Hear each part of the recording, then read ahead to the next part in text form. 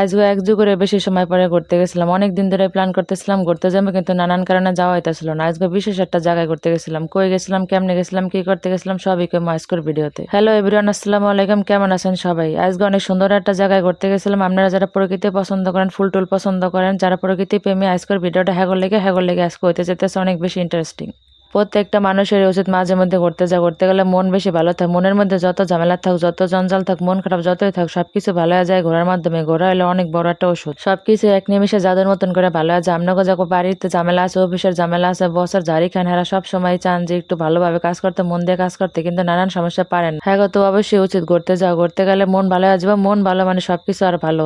নতুন করে কাজ করার শক্তি পাইবেন, আমেজ পাইবেন। প্রথমে যে কথা কইতাছিলাম যে কই ঘুরতে গেছিলাম, কেমনে গেছিলাম, সবকিছু আপনাকে কই। মাঝে মাদারীপুরের মধ্যে একটা জায়গায় ঘুরতে গেছিলাম। মাদারীপুরের মধ্যে যত সুন্দর জায়গা আছে আমার কল্পনার বাইরে ছিল। মোরা যারা দূরে ঘুরতে যাইতে পারি না, অনেকের তো অনুমতি থাকে না, অনেকের নানান ধরনের সমস্যা থাকে, হ্যাঁ উচিত নিজের জেলার মধ্যে সুন্দর সুন্দর জায়গা কোনা না আছে বিশ্রায় বাড়ি করে হ্যাপার করতে যাওয়া। যেহেতু দূরে যাইতে না, অল্পের মধ্যে খুশি থাকাটা বেশি দরকার। মাদারীপুর চৌরাস্তা এলে দেখবেন তিনটা রাস্তা তিন মেহে গেছে। বাম পাশে যে রাস্তাটা গেছে ওটা গেছে মাদারীপুর, আর সামনে যে রাস্তাটা ওটা গেছে মাদারীপুর পুরান বাজার। আর ডাইন পাশের যে রাস্তা ওই রাস্তা আজকে মারা যায়, ওই রাস্তা হলো বিসিক।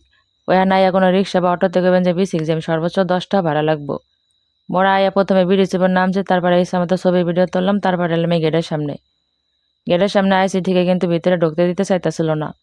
পরে ওই যে দূরে দাঁড়ায় না সাদা শার্ট পরা একটা লোক দেন, উনি কইলো যে ভিতরে ঢুকতে দিব। যে ঢুকতে গেছে এখন আবার ঢুকতে দিব না, কথা পাল্টি খেয়ে গেছেন কি আর। পরে গেটের বাইরে থেকে ছবি ভিডিও নিতেছিলাম। পরে মনে হলো এত সুন্দর একটা জায়গায় ভিতরে না যাওয়া যায় মজা, কিন্তু মান মানতেছিলেন এর লেগে মোরা একটু চোরা বুদ্ধি বাইর করে এই যে এই জায়গা দায় পড়ছি। এরপর আপনারা যারা এখানে আইবেন কেউ আর ফিরে যাওয়া লাগবে না, এরকম ভাবে চিপা দেওয়া যাবেন যা ভিতরে গেলে কি সুন্দর জায়গা। এত সুন্দর জায়গা এলে না দেখা জায়গাটা, মোরা ভিতরে গেছে এইভাবেই। যাওয়ার পরে এত সুন্দর জায়গা, এত সুন্দর রাস্তা, মোর কল্পনার বাইরে ছিল যে এরকম একটা জায়গায় তেমন জনবসতি নেই যে এই জায়গার রাস্তা এত সুন্দর হইতালে। ভিতরে ঢুকে মনে হইতেছিল কল্পনার রাজ্যে পড়ছে। আপনারা এই জায়গাটা কেডা কেটে আইছেন অবশ্যই কমেন্ট করে জানাইবেন। ভিতরে যাওয়ার পর খালি মনে হইতেছিল যে চারিদিকে যেমনি রাস্তা গেছে, রাস্তা যতদূর শেষ আছে খালি দৌড়াই।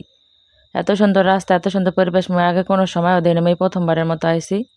এর লেগে মোর বেশি এত খুশি লাগতেছে, নাকি সবার এরম লাগে মোর হ্যাঁ জানা নেই। সত্যি কথা ভাই, যারা প্রকৃতি প্রেমী, যারা প্রকৃতি পছন্দ করেন বা এরকম সবুজ সোনালী সবকিছু পছন্দ করেন, হ্যাঁ লাগে সবচেয়ে বেস্ট জায়গা এটা।